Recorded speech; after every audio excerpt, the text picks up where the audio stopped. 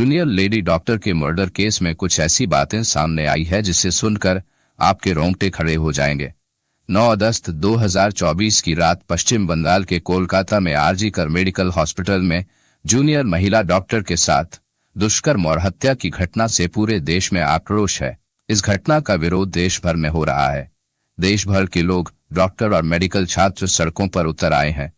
हालांकि पुलिस ने संजय रॉय नाम के एक शख्स को गिरफ्तार किया है, पर इसके पीछे और भी कई लोग हैं। अब इस मामले की जांच सीबीआई कर रही है। सीबीआई के आने के बाद इस केस में कई चौंकाने वाले खुलासे हुए हैं। पोस्टमार्टम रिपोर्ट के आने के बाद ये तो निश्चित हो ही गया कि इस घटना के पीछे सिर्फ एक आदमी नहीं है, बल्कि और भी कई लोग हैं।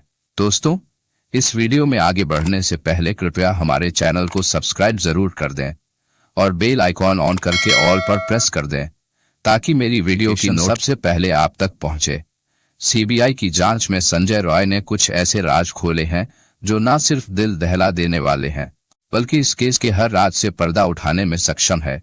संजय रॉय ने कन्फेशन दिए हैं कि कैसे उसने डॉक्टर बेटी के साथ जबरदस्ती की। संजय ने बताया कि उसने पहले डॉक्टर बेटी को मारा पीटा, बेहोश किया, फिर उसके साथ जघन्य अपराध किया। कुछ समय बाद वो फिर से होश में आई और फिर से संघर्ष करने लगी और संजय को रोकने लगी, लेकिन संजय ने आसपास मौजूद चीजों से उसे जोरदार तरीके से मारकर पहले बेहोश किया, फिर उसे बेरहमी से मार डाला और डॉक्टर बेटी की जान लेने के बाद वहां से चला गया। निकलते वक्त उसका एक ब्लूटूथ डिवाइस नीचे गिर गया, जिसके आधार पर वह पकड़ा गया। इस केस में भले ही पुलिस ने संजय रॉय को गिरफ्तार किया है, लेकिन इस केस के केंद्र में पूर्व प्रिंसिपल संदीप घोष नजर आ रहे हैं। यह पहला मौका नहीं है जब संदीप घोष विवादों में घिरे हैं। संदीप घोष का पूरा करियर ही भ्रष्टाचार और पद के दुरुपयोग के आरोपों से घिरा हुआ है। संदीप घोष ने घटना के 3 दिन बाद अपने पद से इस्तीफा दे दिया था, लेकिन आरोप है कि उन्होंने इस पूरे मामले में लीपापोती की और हत्या के मामले को आत्महत्या का रूप देने की कोशिश की। अब सीबीआई लगातार उनसे पूछताछ कर रही है। सीबीआई ने संदीप घोष से कुछ महत्वपूर्ण प्रश्न किए, जो कि इस प्रकार है। इस घटना के बारे में आपको कब और कैसे पता चला? इस घटना की जानकारी मिलने के बाद आपने क्या क्या किया? आप इतने सालों से मेडिकल प्रोफेशन में है, जब आपने लेडी डॉक्टर की बॉडी देखी और देखने के बाद आपको क्या लगा? जरा यह भी बताइए कि पुलिस को किसने और कब कॉल की थी और पुलिस को क्या बताया गया था? मृतक डॉक्टर के परिवार वालों को कब जानकारी दी गई और किसने जानकारी दी? मृतक डॉक्टर के परिवार को आखिर क्या बताया गया था? आपको किसने बताया था कि यह सुसाइड का केस है? मृतक डॉक्टर के परिवार को गलत जानकारियां किसके कहने पर दी गई? किसके कहने पर परिवार से कहा गया कि आपकी बच्ची ने सुसाइड कर लिया है? इसके अलावा भी सीबीआई ने पूर्व प्रिंसिपल संदीप घोष से कई सवाल पूछे, जिनके संदीप घोष ने संतोषजनक उत्तर नहीं दिए, और यही बात पूर्व प्रिंसिपल संदीप घोष के खिलाफ जाती है। सीबीआई की जांच में और भी कई खुलासे हुए हैं, जिससे संदीप के काले कारनामों का पता चलता है। इसके साथ ही अस्पताल कैंपस में ड्रग रैकेट एक्टिव होने की भी बात पता चली है।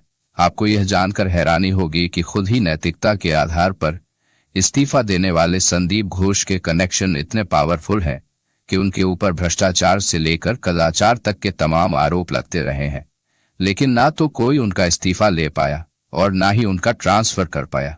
आरजी कर मेडिकल कॉलेज के पूर्व डिप्टी सुपरिटेंडेंट अख्तर अली ने डॉक्टर संदीप घोष की पूरी कुंडली खोली है और संदीप घोष के चाल चरित्र पर कई बड़े खुलासे भी किए हैं।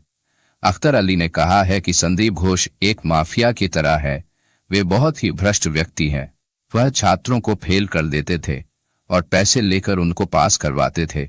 वह हर काम में पैसा वसूलते थे और छात्रावास में छात्रों को शराब की सप्लाई करवाते थे। वे मानव अंगों का तस्करी भी किया करते थे, बांग्लादेश के साथ अवैध व्यापार भी करते थे और प्राइवेट अस्पतालों को अज्ञात शव बेचा करते थे और उनसे पैसे वसूलते थे। उन्होंने अपने पद का दुरुपयोग किया और उनके खिलाफ कोई ठोस कार्रवाई नहीं की गई। आरजी कर मेडिकल कॉलेज में जो भी काम होता था, सब जगह वो पैसा खाते थे। यही नहीं, अगर उन पर कार्रवाई किया जाता था तो वो स्टूडेंट्स से आंदोलन भी करवाते थे और अपने ऊपर हो रही कार्रवाई को रुकवा देते थे। डॉक्टर बेटी का ये केस भी संदीप घोष की वजह से दुनिया का पहला ऐसा केस बन गया जिसमें पहले पोस्टमार्टम किया गया, फिर उसके बाद एफआईआर दर्ज किया गया। इस केस में कोलकाता पुलिस भी संदीप घोष की तरह ही इस घटना से जल्द पल्ला झाड़ना चाहती थी। इसलिए उन्होंने कभी संदीप घोष का बयान ही नहीं लिया और न क्राइम स्पॉट को सुरक्षित रखा। उन्हें डॉक्टर बेटी की शव जलाने की इतनी जल्दी थी कि शमशान में पहले से लाइन में 2 शव के होते हुए भी डॉक्टर बेटी की शव को पहले जला दिया गया। इस केस में आरजी कर मेडिकल हॉस्पिटल से जुड़ी कुछ चौंकाने वाली जानकारियां सामने आई है। कुछ ऐसे आंकड़े सामने आए हैं जो कई तरह के सवाल खड़े करते हैं। आरजी कर हॉस्पिटल में मारी जाने वाली जूनियर लेडी डॉक्टर अकेली इंसान नहीं थी।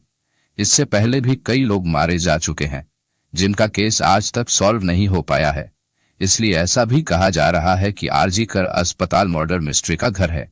यह बात इसलिए भी कहा जा रहा है क्योंकि पिछले 23 सालों में 2001 से लेकर 2024 तक आरजी कई डॉक्टर्स की रहस्यमय तरीके से मौत हो चुकी है। आइए अब आपको सिलसिलेवार ढंग से बताते हैं कि 23 सालों में कई डॉक्टर्स की मौत पर आरजी कर अस्पताल की मिस्ट्री आखिर है क्या। पहला मामला है 2001 का। 2001 में सौमित्र विश्वास नाम के छात्र का शव आरजी कर मेडिकल कॉलेज के छात्रावास के कमरे में लटका हुआ पाया गया था।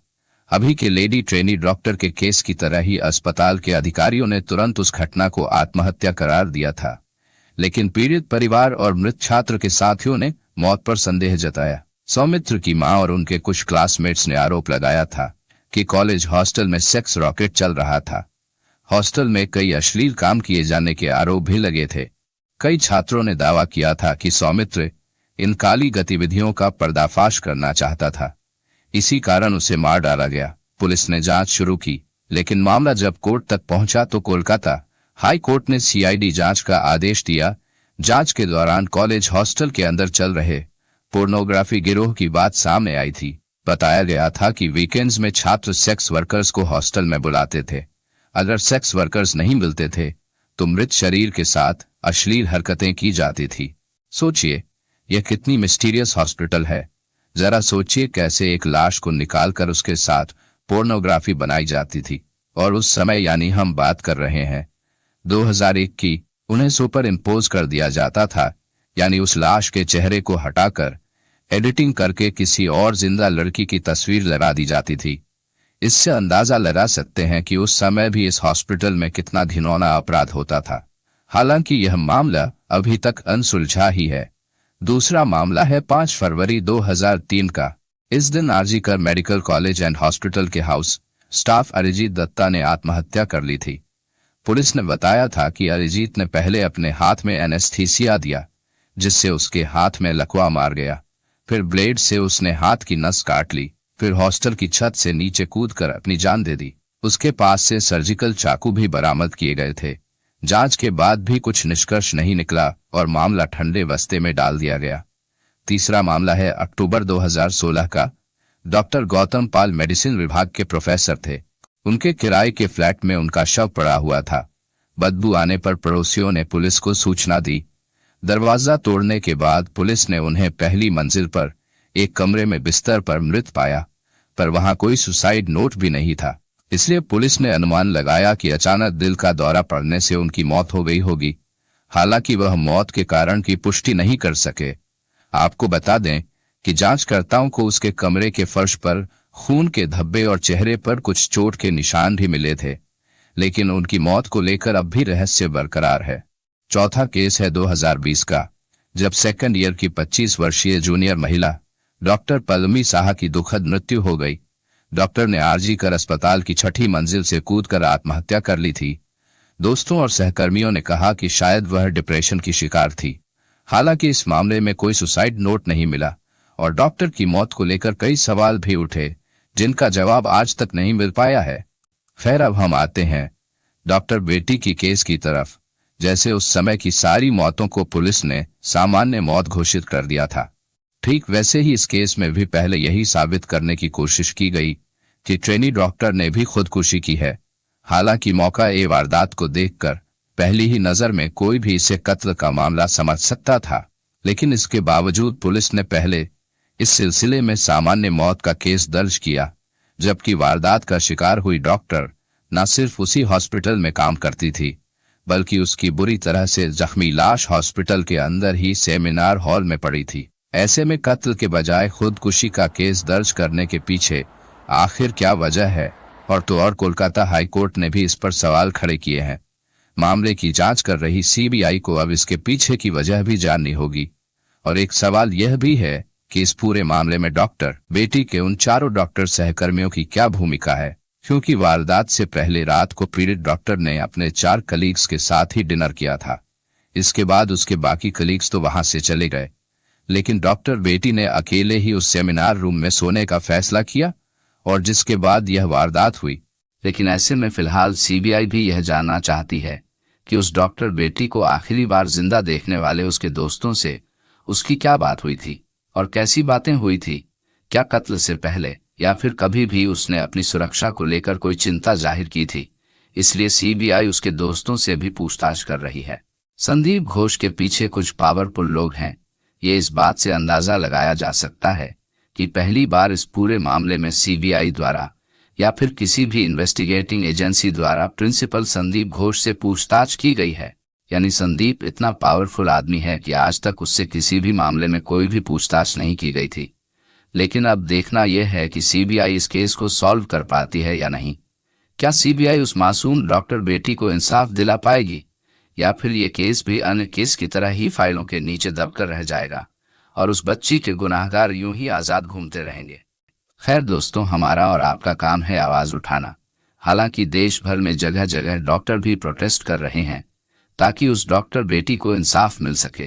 दोस्तों, इस घटना को सुनाने का उद्देश्य किसी का दिल दुखाना नहीं है, किसी को परेशान करना नहीं, बल्कि आपको जागरूक करना है, आपको सचेत करना है। दोस्तों, इस पूरी घटना के बारे में आपकी क्या राय है, कमेंट बॉक्स में जरूर बताएं। और अगर हमारी मेहनत पसंद आई हो तो इस वीडियो को लाइक करते हुए शेयर भी करें। अगर आपने अब तक चैनल को सब्सक्राइब नहीं किया है तो हमारे चैनल को सब्सक्राइब कर लीजिए